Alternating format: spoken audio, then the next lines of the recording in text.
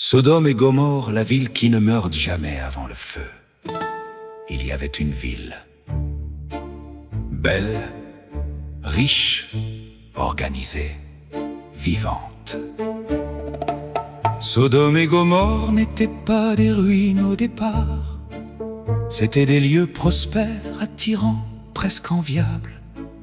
Soki de l'extérieur, tout semblait bien. Soki de l'intérieur, tout était déjà en train de se corrompre. Sodome n'est pas devenue mauvaise du jour au lendemain. C'est un processus lent, progressif, presque invisible au début. Le bien devient flou, le mal devient normal, les limites disparaissent. Ce qui choque aujourd'hui devient acceptable demain, puis célébré après-demain. C'est à voilà Sodome.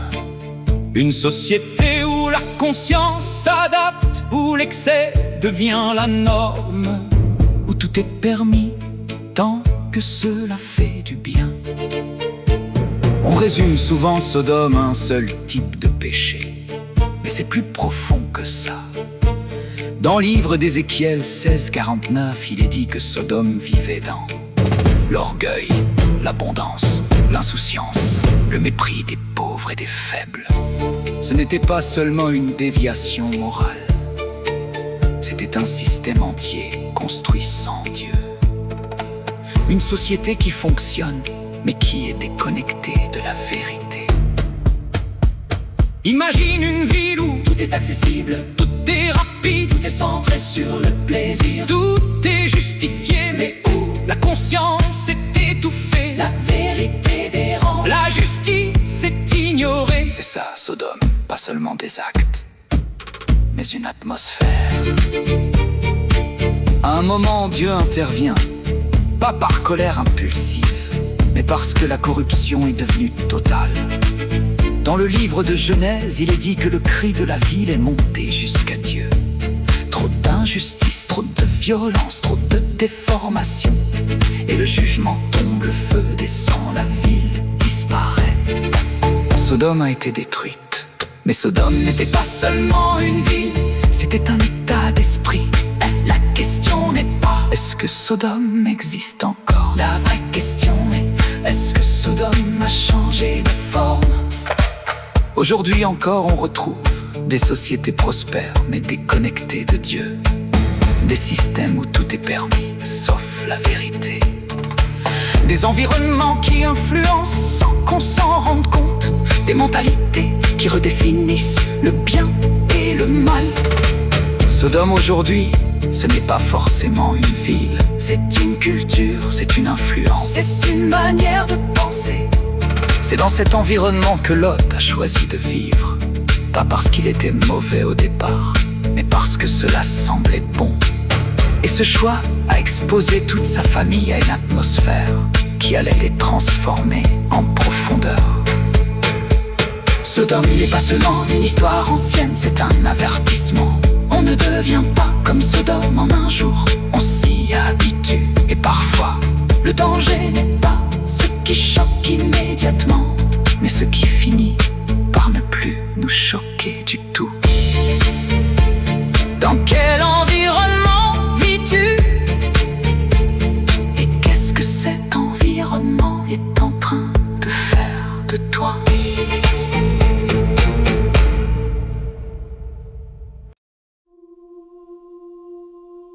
Sodome et Gomorrhe. Quand le péché crie plus fort que la terre, il y a des lieux où le péché ne se cache plus. Des villes où le mal n'est plus discret, où il ne se murmure plus dans l'ombre, mais où il s'affiche, s'assume, s'élève. Sodome et Gomorrhe étaient de ces lieux, des villes prospères, vivantes, organisées, mais intérieurement corrompues.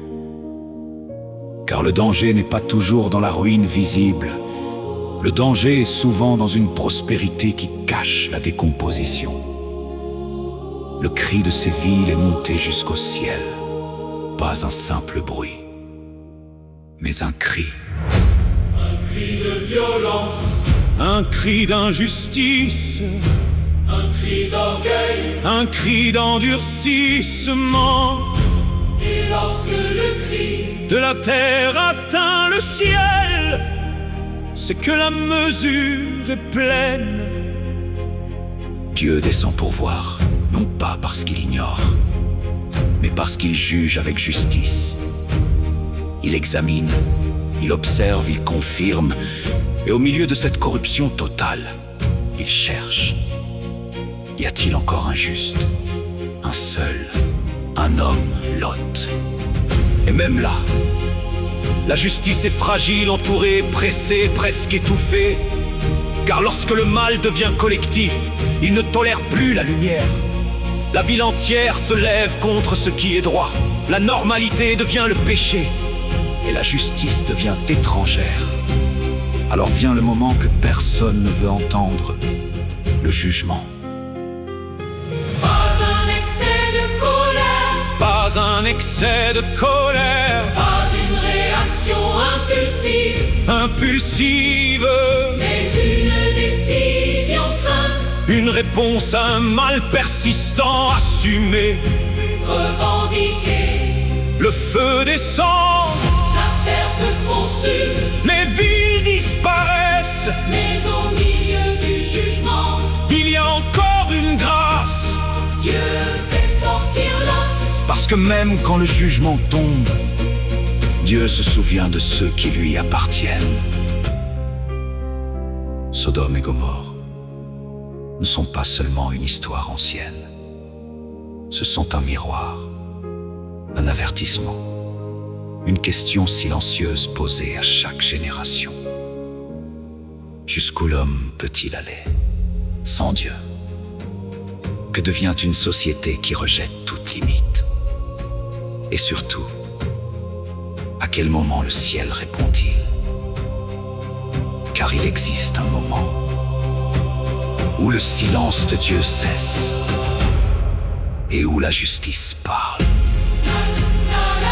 Le cri contre Sodome et Gomorrhe s'est accru et leur péché est énorme. Genèse 18, 20.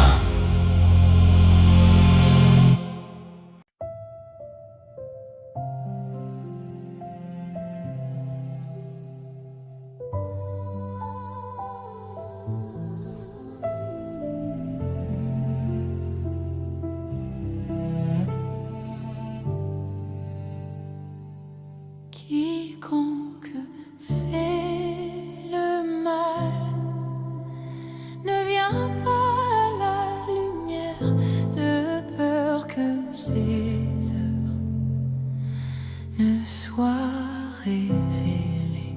Quiconque fait le mal à la lumière ne vient pas à la lumière afin que ses œuvres ne soient dévoilées. Seigneur, ta lumière est vraie et nul ne peut s'y cacher.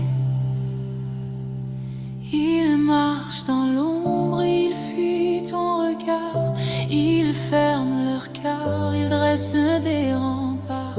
Il préfère la nuit à l'éclat de ta voix, car la vérité brûle ce que l'homme ne voit pas. Ils maquillent leurs fautes, ils justifient leurs pas. Ils appellent bien le mal et le mal devient loi. Mais ton feu consume les masques et les raisons, et ta lumière dévoile les secrets des maisons.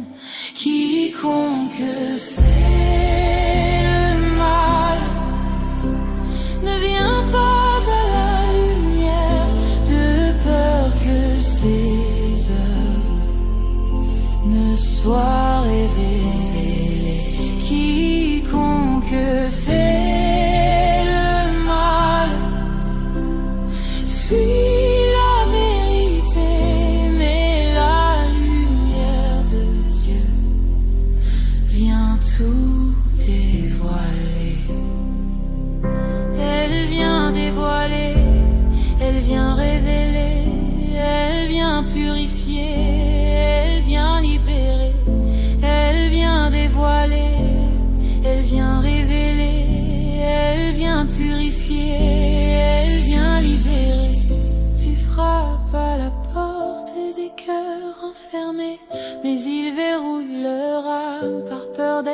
changer. Ils aiment leur chaîne, ils aiment leur nuit, mais ta grâce insiste, elle parle encore ici. Ils disent plus tard quand je serai prêt, mais la mort peut venir avant le lendemain. Ta lumière appelle, ton amour poursuit, mais l'homme se cache comme au jardin jadis. Mais nul ne peut tromper le regard de l'Éternel, nul ne peut enterrer la vérité du ciel. Même si tu te caches au plus profond de toi, la lumière te trouve, car Dieu ne ment pas.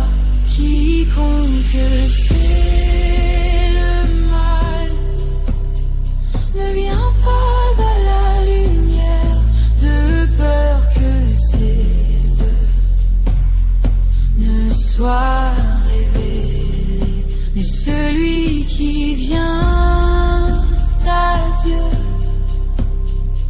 trouve la vérité, et ses œuvres sont lavées, ses chaînes sont brisées. Mais il y a aussi ceux qui osent venir, les mains vides, brisées, fatigués de fuir. Ils entrent dans la lumière avec leurs erreurs, et tu changes leur honte en habit d'honneur. Tu ne rejettes pas celui qui se repent, tu relèves, tu guéris, tu fais tout autrement. Ta lumière ne condamne pas, elle restaure les cœurs, elle arrache l'âme et ténèbres et l'habit de splendeur. Viens dans la lumière, même blessé, même brisé, viens tel que tu es. Viens dans la lumière, même coupable, même chargé, le sang a déjà coulé. Quiconque fait le mal ne vient pas à la lumière, mais celui qui vient à Christ entre dans la liberté. La lumière ne détruit pas, elle sauve, elle relève, elle change la nuit en jour et la cendre en couronne.